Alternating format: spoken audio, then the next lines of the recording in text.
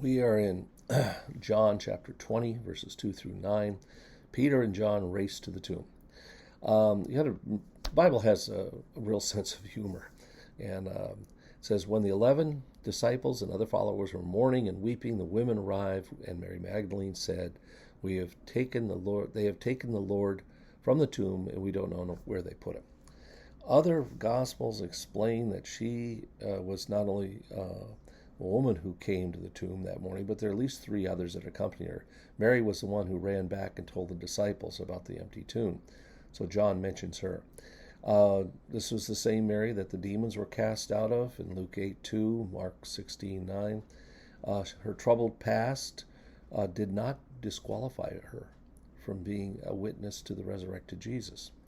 And when she saw the empty tomb, Mary's first reaction, where's the body gone? Who's stolen the body? And notice that they use the word we. So again, we know that there were others with her. Disciples didn't believe the woman because of what they sounded like, and it sounded like nonsense. But Peter and John, the disciple whom Jesus loved, ran to the tomb.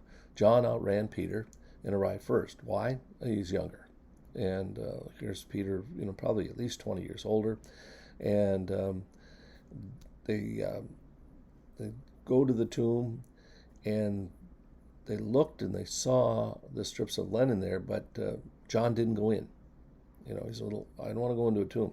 So Peter is the first one to go inside the tomb.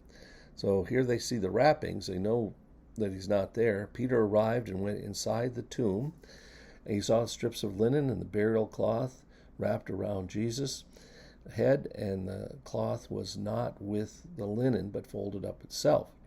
And Peter saw this and he was amazed. Whatever kept John from going in didn't stop Peter when they first arrived.